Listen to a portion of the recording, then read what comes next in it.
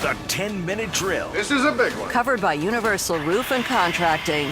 The difference is universal. On 1010XL. Let's go, let's go, let's go. Hit it.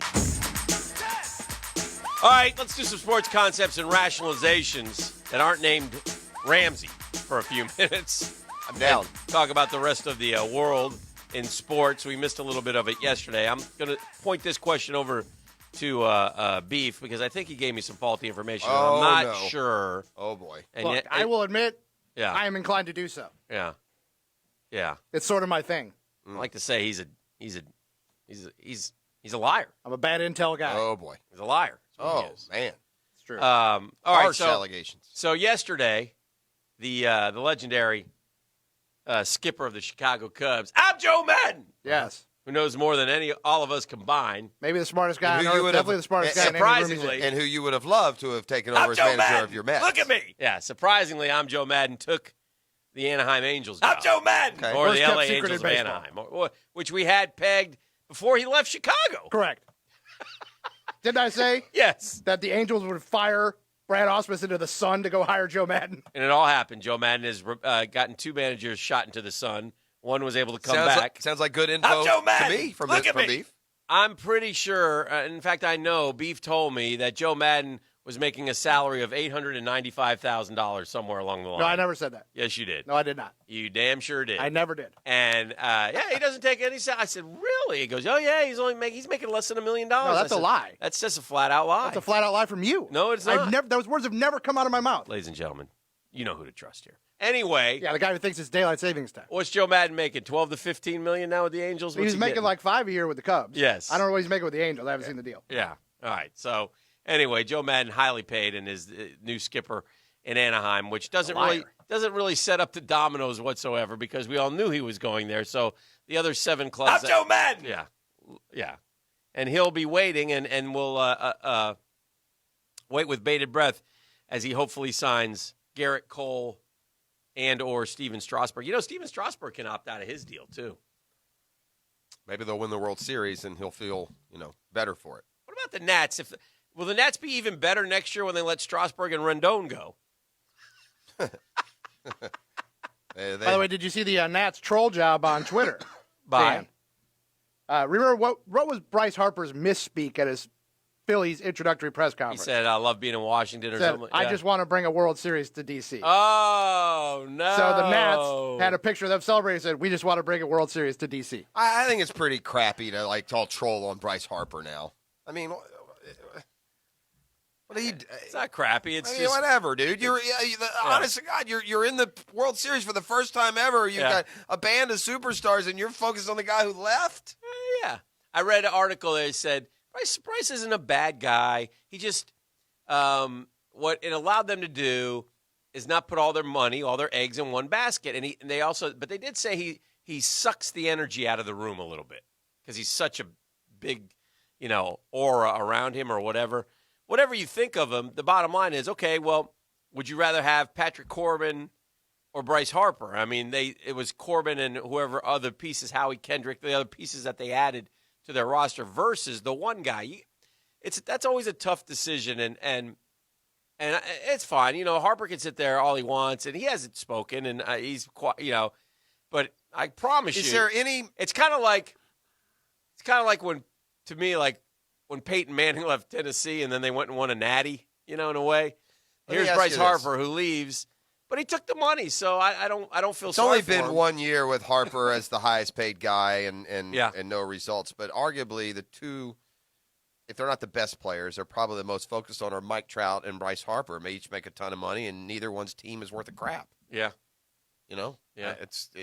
And who's the other high paid guy? Manny Machado. How'd that work out? That 240 average he took to San Diego with him. So a lot of danger there when you sign those highly talented, but. Gosh, you have so much payroll. What are the Phillies? The Phillies tried to put it all together last. They're going to have a hard time keeping everyone they put together last year at some point. Mm-hmm. So anyway, I saw a most amazing stat yesterday. Talk to me. And I've thought about this week. It was too lazy to look up the stat, and therefore it fell right into my lap. But for a position that you would not think affected the win percentage as much as it has in this case, it is unbelievable and undeniable the difference in the Cincinnati Bengals when A.J. Green plays and when he doesn't. Really? The Bengals' winning percentage since he came into the league, when A.J. Green plays, is 61%. So they're going, 11-5 with A.J. Green playing. When A.J. Green doesn't play, what are they? They're 11-5? 61%. Okay. Just in essence. When he plays. When he plays. Okay. When he doesn't play, their winning percentage is 23%. There's a 40% difference in the chance of the Bengals winning whether or not A.J. Green plays or not. Like when he doesn't play, they're like 6-27 or something, 6-23, just something crazy. Wow. And when he does play, they win a lot. Well, I say that because he's not playing this week, or at least you wouldn't think. But, I mean, both corners hurt, didn't practice yesterday. Both defensive ends hurt, didn't practice yesterday. Oh, yeah. They have other issues on the offensive line. If the Jags don't win this game, it is a major choke. Oh, yeah. I mean, you need it. And I can remember Here's the thing. I remember going to Cincinnati in the past where they were just okay, needing to win and losing. Here's the thing, though. We got to play the odds, but Gardner Minshew's got to play well again. Gardner Minshew plays like he did last Sunday, then they can lose that game. Yeah, hopefully that was just a blip. And hopefully there is some just freedom of the mind without the whole lingering situation that was down there. Yeah. There's got to be some freedom of that situation not dominating, your narrative. Yeah. Because even though if they don't, it does. And at some point, if the media and the coaching staff and the fans are all distracted, it just, by assimilation, it becomes distracting. So the Bengals are there for the taking at 0-6 and completely banged up. This is a game the Jaguars should win. Speaking of should win, I don't know if they should win it, and I don't know that they will win it, but I think FSU better win on Saturday. You feel a little better after Wake, spit the bit against Louisville. This is to me, this is their most important game of their season. And I'll tell you why. They are what we thought they were. They're a little worse than I thought they were. Yeah, they lost to Boise, and they shouldn't have. They beat Monroe. They maybe shouldn't have, but they did. So, and they lost to Virginia. That's okay. And then they beat Louisville and NC State. And then they got crushed by Clemson. They're 3-3. Okay, there's a couple things at work here. The ACC is not a good conference this year at all. It looks worse this year than it's been. Yeah, it's not very good. So, but and I think everyone agrees FSU must get into a bowl this year. They must get into a bowl, or and if they don't, they're not gonna. They can't fire Taggart yet, but things are going to go sideways there pretty quick. And I'm telling you got to be careful with your program. You dig too deep of a hole, it's hard to get out. Ask Tennessee, ask Miami. Sometimes these programs dig too deep. Florida's still trying to get out. It looks like they're getting there. And they never went into holes deep as they had two did for 4-win 1 year. seasons. Yeah, they had true. 2 4-win seasons. Yeah, so that's they're in a pretty bad hole. So anyway, but it was just in each case it was a 1 year hole. Yeah, they bounced back from 4 to double digits both times. Yeah, but we know how good they've been for the last decade. It was a lost decade of Florida football. Well, compared to the title standard, compared to what you want. Yeah. Compared to what they had done before. And for Florida State, compared to winning 29 in a row with a natty in the mix there, it's definitely been a lost few years. So anyway, they play Wake Forest up there. The Deacs have one loss. They lost 62-59 to Louisville, a team that Florida State beat. 62-59 was how that ended up? 62-59. Well, I knew they were scoring. I lost track of that thing. Yeah. My God, is that overtime or no? No. Wow. What in the world?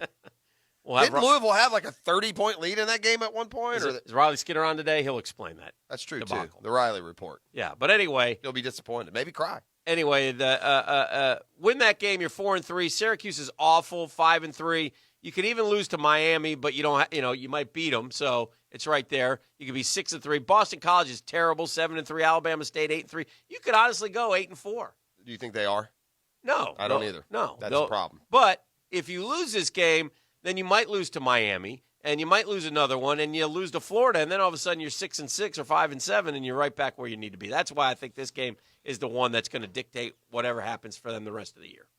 I'm going to finish the 10-minute drill I agree with you. This is a swing game. This is you're 7-5 or 8-4, depends on what you do this week. And I have no confidence FSU's going into Wake Forest and win. Right. None. No. So, or should you? I'm going to finish the 10-minute drill with a Shazam Spotlight because I want it to be more than just a 8-second drop-in. So the Shazam Spotlight brought to you by ShazamAuto.com is this. Yes, sir. Part of me wants to think that, wow, this is true and what a difference it's going to make. But the bigger part of me thinks this is a little much. Uh-huh. I take it to SEC Basketball Media Days. Oh. Where the University of Florida is very highly touted this year, and they should be. They've got the best recruiting class they've had, 2 McDonald's All-Americans. As predicted, a national championship you have. Coming. Yes. You pretty much have done that every year for a lot of years. No, it's not true. So yesterday, now, Dan, Kentucky, pretty good program. Right? I mean, bring in 5, future NBA players every year. I hear it all the time from Kentucky Jeff. Tennessee, a pretty good program. Got some good players up there better. right now. Yeah. There's some pretty good basketball talent in the SEC. Okay.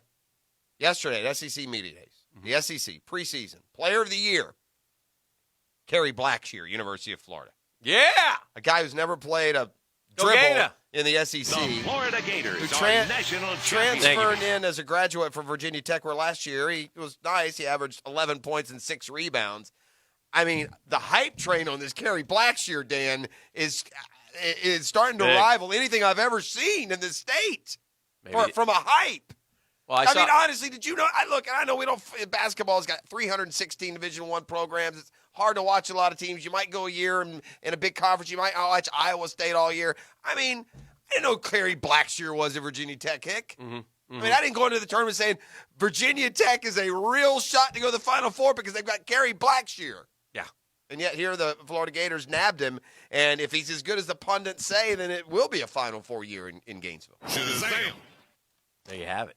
That's what's Florida not picked to win the SEC, though. They're going to still ride the blue blood of Kentucky. And that's the Shazam Spotlight brought to you by ShazamAuto.com. Beef, what are we giving out today? Just for the heck of it. buddy. Got a couple more days of this. This is going to be hella good. No, this is not hella good. This is not the hella mega tour. This is still hella good. It is hella good, though. Yeah, we're going to give one lucky Googan a floral Devil arrangement music from Hewn Flowers, plus a pair of tickets to Welcome to Rockville. That's coming up May 8th through 10th in Daytona. Yeah. Headline 2 nights, Friday and Sunday, by Metallica. Maybe you've heard of them. Let's rock. 641-1010, caller number 3 right now. You want to go see Metallica and have some flowers from Kuhn? You're set, baby. Right here.